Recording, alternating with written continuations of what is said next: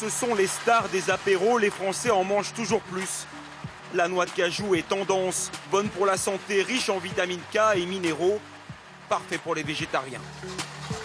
Pourtant, à l'autre bout du monde, cette petite noix est devenue un cauchemar pour des milliers de travailleurs, des femmes exclusivement. Voici leur histoire. L'Inde est le premier producteur mondial de noix de cajou.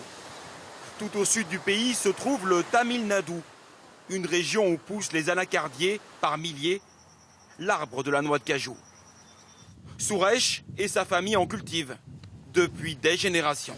Regarde s'il y a des fruits de cajou de ce côté. Et vous ne vous attendez probablement pas à cette forme. La noix de cajou, ce n'est pas ce fruit jaune, c'est le petit appendice en dessous. Regardez ça. Ça, c'est une pomme de cajou. Et ça, c'est sa noix. Pour la récupérer, il suffit de la faire tourner, comme ça.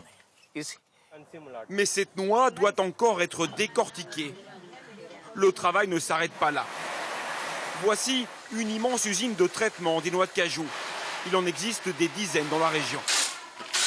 Leurs clients ne sont pas en Inde, ils sont européens ou américains. Espagne, Grèce, Allemagne, on en envoie en Angleterre aussi, et bien sûr en France. Somia Nadu est le fils du patron de l'usine. Il supervise 150 femmes qui décortiquent les noix de cajou. Au début, elles se servent d'une machine pour couper la noix en deux. La cadence est impressionnante. Et pour cause, elles sont payées en fonction de leur productivité, entre 4 et 6 euros par jour. Elles doivent commencer tôt le matin et travailler vite pour gagner quelque chose. Il n'y a pas de salaire fixe pour elles.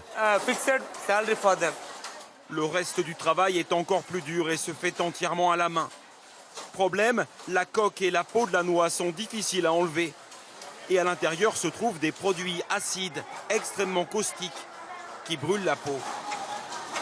Leurs mains sont manifestement très abîmées. Mais à partir d'ici, Soumia nous empêche de filmer. Je resterai pas plus longtemps, je dois partir. Allez, on y va. Il nous demande même d'effacer nos images. Il préfère que les conditions de travail de ces ouvriers restent secrètes. Pour comprendre, nous nous rendons dans une coopérative. Ici aussi, des femmes trient à la main des noix de cajou. Elles sont à leur compte et gagnent encore moins, 2 ou 3 euros par jour. Elles revendent ensuite leurs produits à des grossistes. Ici aussi, les mains sont gravement atteintes par l'acide contenu dans les noix. Ce liquide avec lequel nous sommes en contact toute la journée finit par brûler nos doigts et les rendre noirs. Regarde là, une fois une coque est tombée sur ma jambe et ça m'a brûlé immédiatement. Des blessures extrêmement douloureuses, mais impossible pour elles de porter des gants qui les gênent et se déchirent. Et les problèmes ne se limitent pas à la peau.